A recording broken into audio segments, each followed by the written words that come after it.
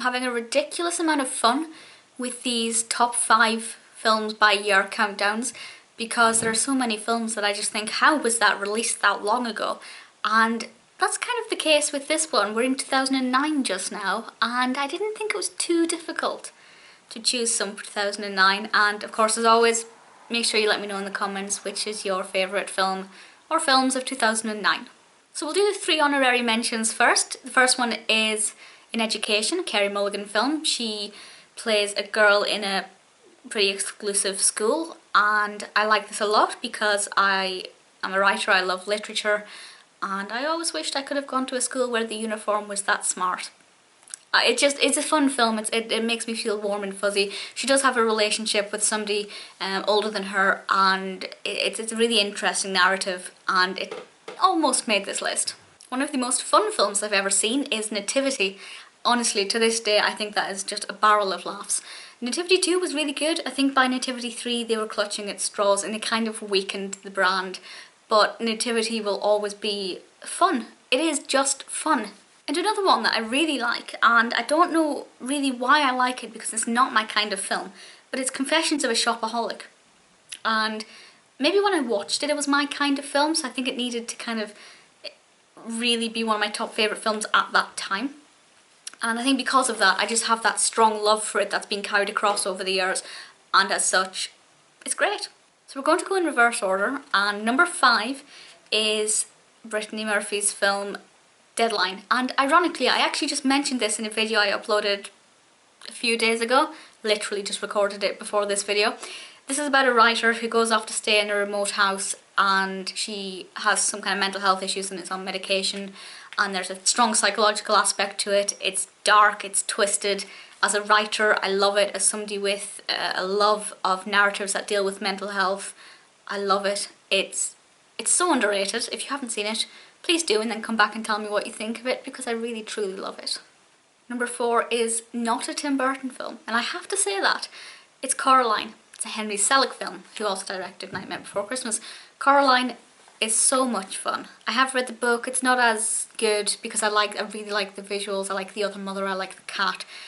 It's just a film that's right up my street, and that's one of the ones where I think that could not have been released in 2009. That just doesn't make sense to me. Number 3 is one I definitely didn't watch in 2009 because it would have been too scary for me. I probably watched it around about 2012, and that's Final Destination.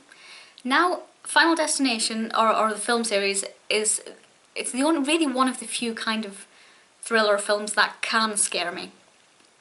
And it does scare me, and I actually find them really difficult to watch because I always find real life threats scarier than monsters and, you know, ghouls and things that don't actually exist.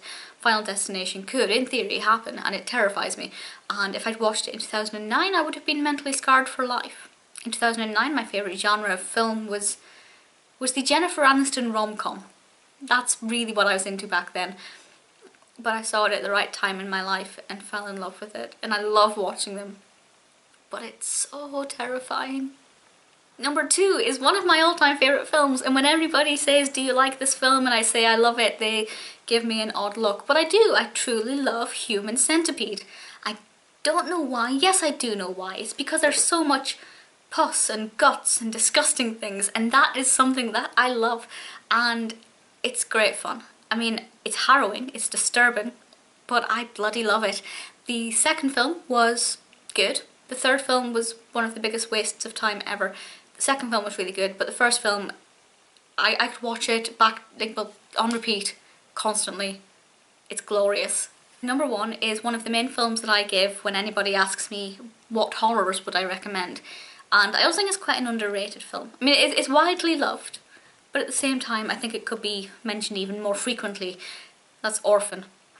Esther is, I'll be honest, I love the character so much. I've named one of my own characters in an imminent novel, Esther, after this character. And she's just it's so eerie and so creepy. And she's a little orphan girl who's adopted or fostered, I can't remember which, by this family. But she is not as she seems. She is not this sweet, innocent little girl as everybody expects. And I can't say more without spoiling it.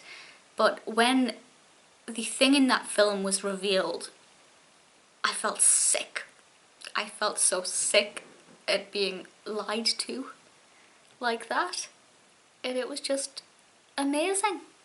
Genuinely, I'm very happy with my decisions with those ones. I think 2009 was a great year for films that I would not have watched in 2009, but I definitely love now. And I'm really looking forward to doing 2008, as I think there are a couple of strong contenders there. But for now, I look forward to reading your favourite 2009 films.